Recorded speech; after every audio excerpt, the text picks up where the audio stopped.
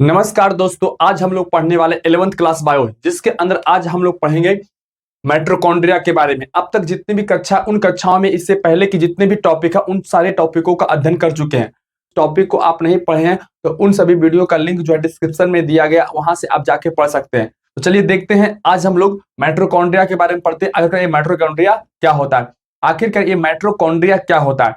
तो बेसिक तौर पर माइटोकॉन्ड्रिया को जो है वो कोशिका का पावर हाउस कहा जाता है। यह माइटोकॉन्ड्रिया जो है वो कोशिका का जो जीव द्रव होता है, उस जीव द्रव में क्या होता है, जहां तहां वो बिखरा हुआ रहता है। तो चलिए देखते हैं ये माइटोकॉन्ड्रिया होता क्या है। चलिए इसका डिफिनेशन देखिए क्या है। माइटोकॉन्ड्रिया क्या बोलता है, माइटोकॉन्ड्रिया कहता है यूकैरियोटिक कोशिका, क्या बोलता है, यूकैरियोटिक कोशिका के जो है द्रव, क्या बोलता है, यूकैरियोटिक कोशिका के कोशिका द्रव। यूकैरियोटिक कोशिका का क्या होता है, कोशिका द्रव। जैसे मान लिया कि यह एक यूकैरियोटिक कोशिका क्या है, और इस यूकैरियोटिक कोशिका के अंदर ये कोशिका झिल्ली हो गया। तो इस कोशिका झिल्ली के अंदर जो भी कुछ है उसे हम क्या कहते हैं, उसे हम कहते हैं जीव द्रव। क्या बोलते हैं, क्या बोलते हैं, प्रोटोप्लाज्म। क्या बोलते हैं, प्रोटोप्लाज्म। लेकिन इसके अंदर क्या होता है, एक और पार्ट होता है, इसका नाम है केंद्रक। क्या नाम है, केंद्रक। तो अब यहां पर आता है बात कि कोशिका झिल्ली के अंदर और केंद्रक के बाहर, इसके अंदर जो भी चीज पाया जाता है उसे हम क्या बोलते हैं, कोशिका द्रव यानी साइटोप्लाज्म। क्या बोलते हैं, साइटोप्लाज्म कहते हैं।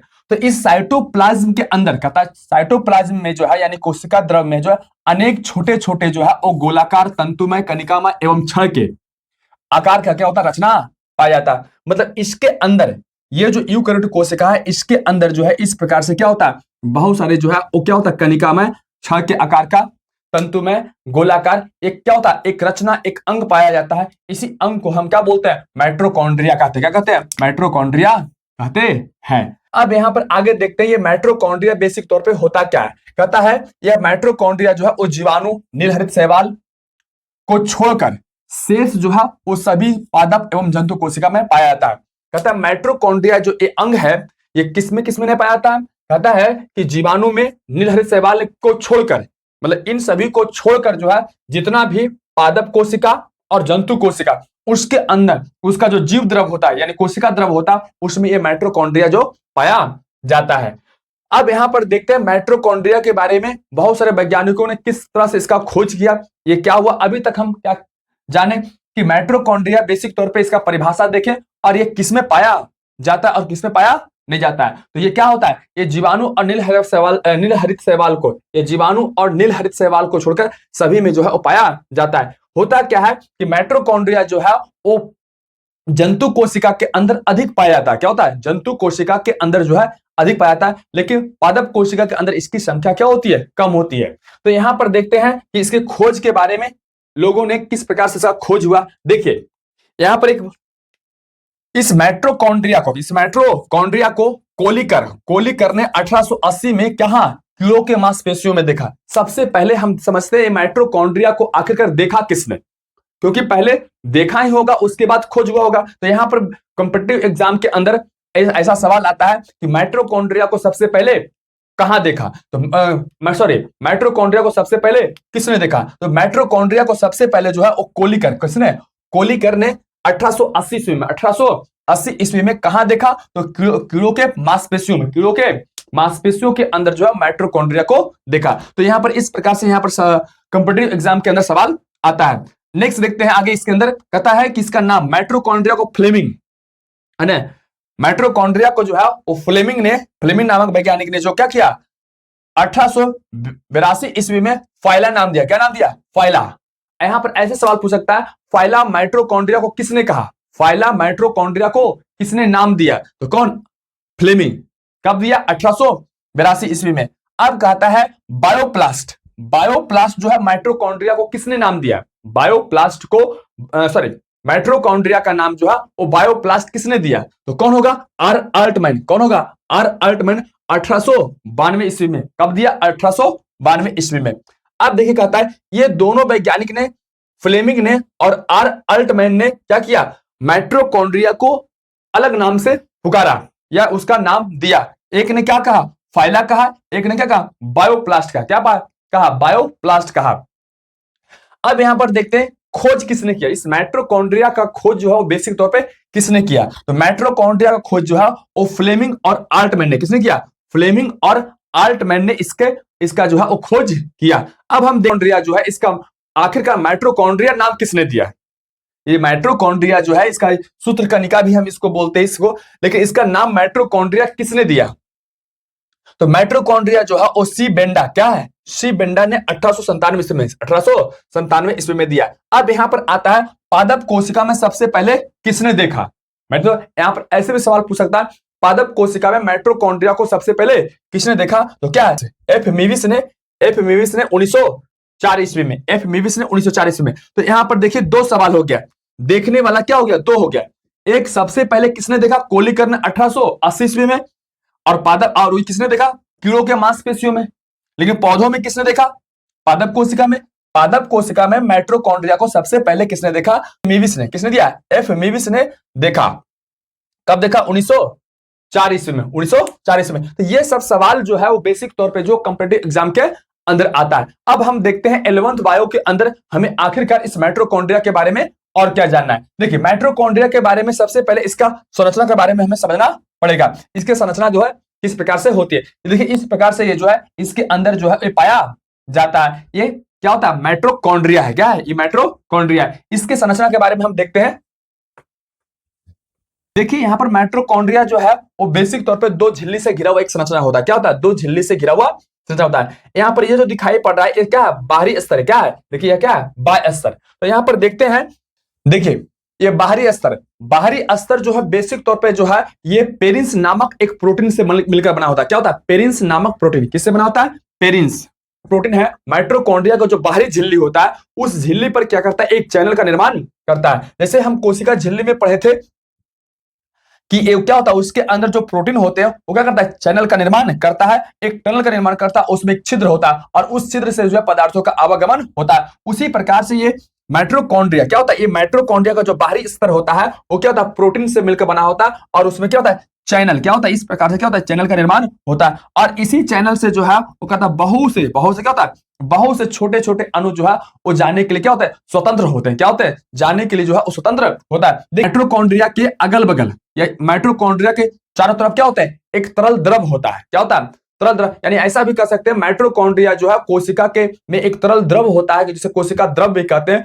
उसमें क्या होता है? वो तैरते रहता है। क्या होता है? वो तैरते रहता है और वह द्रव में बहुत सारे केमिकल, बहुत सारे रासायनिक पदार्थ होते हैं जिसका यहाँ पर क्या होना है? अपघटन यानी रासायनिक अभिक्रिया होना, कोशिकीय श्वसन, ऐसा भी कह सकते हैं कोशिकीय श्वसन होना है। तो यहां पर क्या होता है कि इससे अगर ये पार हो गया बाह्य झिल्ली से जो है वो क्या हो गया? कोई विशेष पदार्थ जो है इसके अंदर चला आया तो आंतरिक झिल्ली में क्या होता है? ये स्वतंत्र है, ये स्वतंत्र होता है क्योंकि जो इससे बाहर, इससे जो है ये बाह्य झिल्ली से या सॉरी बाह्य स्तर से जो पदार्थ अंदर चला आया वो आंतरिक झिल्ली से आसानी से क्या हो सकते हैं? अंदर जा सकते हैं। कहते हैं माइटोकॉन्ड्रिया के अंत स्तर के बारे में। किसके बारे में? अंत स्तर के बारे में। देखिए माइटोकॉन्ड्रिया का अंत स्तर भी जो होता है यानी आंतरिक स्तर जो है यह भी क्या होता है? यह भी प्रोटीन, किसका? प्रोटीन का ही मिलकर बना होता है। यह प्रोटीन का जो मिलकर बना होता है लेकिन यह बहुत से क्या होता है? बहुत से पदार्थों के लिए क्या होते हैं? अभेद होते हैं। क्या होते हैं? बहुत से पदार्थों के लिए अभेद होता है। अब यहां पर कहता है इसके अंदर कौन जा सकता है? देखिए जो कोशिका जो माइटोकॉन्ड्रिया के बाह्य स्तर से अंदर चला गया, अब जो अंदर चला गया वो क्या कर सकता है? वो यह अंतः झिल्ली के अंदर भी जा सकता है। क्या हो सकता है? अंतः झिल्ली के अंदर जा सकता है। उसके लिए क्या होता है? स्वतंत्र होता है। अब यहां पर देखिए बाह्य स्तर और अंत स्तर के बीच में देखिए क्या है? माइटोकॉन्ड्रिया के चारों तरफ क्या खाली स्थान है। क्या है? खाली स्थान। इस खाली स्थान को हम बोलते हैं इंटरमेम्ब्रेन स्पेस। क्या बोलते हैं? इंटरमेम्ब्रेन स्पेस कहते हैं। इसी को हम हिंदी में बोलते हैं पेरीमाइटोकॉन्ड्रियल स्पेस। क्या बोलते हैं? पेरीमाइटोकॉन्ड्रियल स्पेस। एग्जाम के अंदर ऐसे भी सवाल पूछ सकता है कि माइटोकॉन्ड्रिया के अंत स्तर और बाह्य स्तर के बीच जो खाली स्थान होता है उसे हम क्या कहते हैं? तो इंटरमेम्ब्रेन स्पेस कहते हैं या फिर क्या कहते हैं? पेरीमाइटोकॉन्ड्रियल स्पेस भी कहते हैं।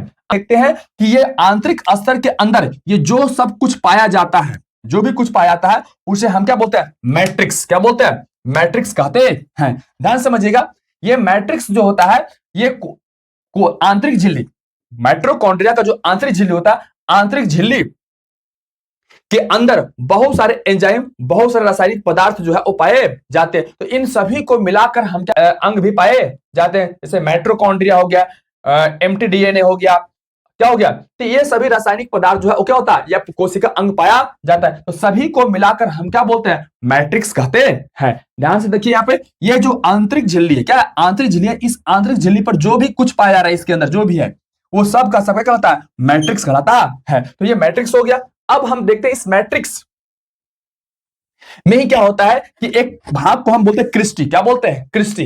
ये क्रिस्टी क्या होता है, ये क्रिस्टी जो होता है माइटोकॉन्ड्रिया का जो आंतरिक झिल्ली जो होता है, क्या होता है, माइटोकॉन्ड्रिया का आंतरिक झिल्ली जो होता है वो बेसिक तौर पे बहुत बड़ा होता है, क्या होता है, बहुत बड़ा होता है। लेकिन होता क्या है कि वह सिकुड़ कर क्या होता है, वह सिकुड़ कर जो है वो माइटोकॉन्ड्रिया के बाह्य झिल्ली के बाह्य स्तर के अंदर क्या होता है, वो सिमट जाता है। और सिमटने के कारण क्या होता है, उसमें एक क्रिस्टी यानी फोल्ड बनता है, और उस फोल्ड को हम क्या बोलते हैं, क्रिस्टी कहते हैं। जैसे कि यहां पर देख सकते हैं, ये आंतरिक स्तर बहुत बड़ा है, क्या है, बहुत बड़ा है, लेकिन जो है ये सिकुड़ा, और सिकुड़ने के कारण आपको स्पष्ट होता है, सिकुड़ने के कारण क्या होता है, सिकुड़ने के कारण जो है वो कॉर्नर बनता है, फोल्ड होता है, मुड़ता है, और मुड़ने के कारण देखिए जो ये बना है इसी को हम क्या बोलते हैं, क्रिस्टी कहते हैं। क्या कहते हैं, क्रिस्टी कहते हैं। और इस क्रिस्टी पर क्या देखिए, इसी क्रिस्टी पर ध्यान दीजिए कि यहाँ पर इस क्रिस्टी का जो निर्माण होता है, इस क्रिस्टी पर क्या होता है। देखिए इस क्रिस्टी का जो सबसे बाहर वाला जो ये स्तर होता है, सबसे ये वाला भाग होता है, शीर्ष वाला भाग होता है, इस पे क्या होता है, ये वसा होता है, क्या होता है, ये फैट, क्या होता है, फैट के कंपोनेंट पाए जाते हैं, क्या होते हैं, वसा इसके अंदर पाया जाता है। अब इसके ऊपर देखिए क्या है, ये फॉस्फोलिपिड, क्या है, ये फॉस्फोलिपिड यानी वसा ही पाया जाता है। और इसके साथ साथ जो है इसमें जो है एटीपी के निर्माण के लिए जो है वो एंजाइम पाए जाते हैं। और इसके साथ साथ क्या होता है, इसके ऊपर देखिए क्या एक विशेष प्रकार का एक और रचना पाया जाता है, जिसका नाम क्या है, ऑक्सीसोम। क्या होता है, ऑक्सीसोम, क्या है, ये ऑक्सीसोम इस पे पाया जाता है। जो इन सभी का जो काम है वो क्या है, एटीपी का निर्माण करना। क्या करना है, एटीपी का निर्माण करना। तो हमने अभी देखा क्या कि माइटोकॉन्ड्रिया के संरचना के बारे में, कि माइटोकॉन्ड्रिया का आखिरकार ये संरचना कैसा होता है। हम अगले वीडियो में देखेंगे कि माइटोकॉन्ड्रिया का कार्य क्या होता है। इससे पहले कि यदि आप नए हैं तो मेरे चैनल को एक बार सब्सक्राइब कर लीजिए,